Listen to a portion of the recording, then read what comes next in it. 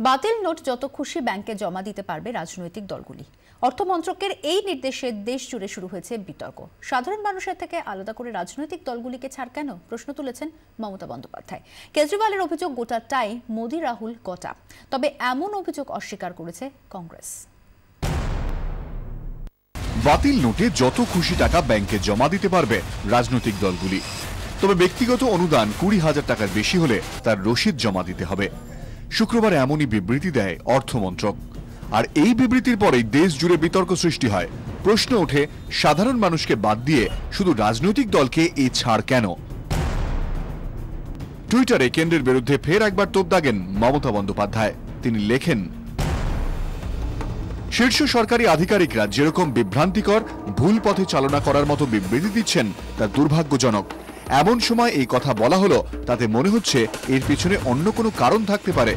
Note বদলের সিদ্ধান্ত যে সকলের জন্য এক, এটা তারা ব্যাখ্যা করুন। সকলের জন্য এক নিয়ম হওয়া উচিত। 500,000-এর নোট যদি বেআইনি হয়, তাহলে রাজনৈতিক দল আর সাধারণ মানুষ আলাদা, এটা তারা কেন দেখানোর চেষ্টা করছেন? এর পেছনে কোনো মোটিভ রয়েছে কি? কোনো নির্দিষ্ট রাজনৈতিক দলের কর্মীদের তারা গোপন বার্তা দিতে চাইছেন কি? এমন বিভ্রান্তিকর বিবৃতি কেন, তাদের ব্যাখ্যা করতে হবে। অরবিন্দ কেজরিওয়াল অবশ্য বলছেন, পুরোটাই গটআপ। মোদি রাহুলের বৈঠকেই দুপক্ষের এই সমঝোতা হয়েছে। রাজনৈতিক দলের আয়ের উৎস খতিয়ে দেখতে কমিশনের দাবি তোলেন তিনি।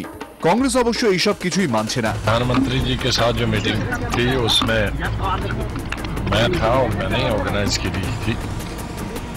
उसका किसी भी सरकारी फैसले से कोई लेना देना नहीं। प्रधानमंत्री मोदी को कुछ बताना चाहिए, क्योंकि मेरी मालूमात में ये 8 तारीख से पहले बीजेपी ने कई राज्यों के अंदर बहुत जमीन खरीदी है और कई इनकी स्टेट यूनिट्स ने करोड़ों रुपया बैंक्स में जमा कराया है। वो जानकारी भी एक व्हाइट पेपर के माध्यम से आनी चाहिए। बीजेपी सभापति अमित शाह पाल्टा दाबी करें, राजनैतिक दलगुलिर तहबिल निये आलोचना चेयेछिलेन मोदी, तबे बिरोधीरा सब भेस्ते दिएছে।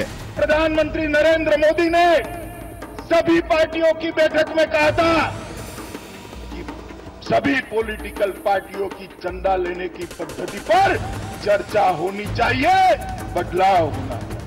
पूरा शीतकालीन सत्र विपक्ष ने शोर शराबा कर चर्चा नहीं होने दी।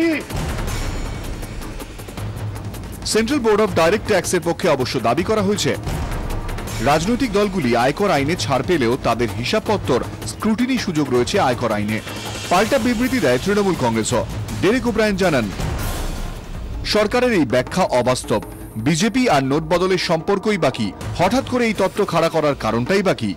সাধারণ মানুষকে কি বোকা বানানোর চেষ্টা চলছে? তুঙ্গে উঠেছে তরজা।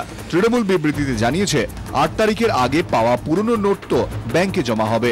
তাহলে নতুন কিছু কথা বলানোর মধ্যে দিয়ে কেন্দ্র কি কাউকে একই সঙ্গে সরকার আর দলের মুখপাত্র করার চেষ্টা চালাচ্ছে? সে প্রশ্ন তুলেছে ঘাসফুল শিবির। ব্যুরো রিপোর্ট, 24 ঘন্টা।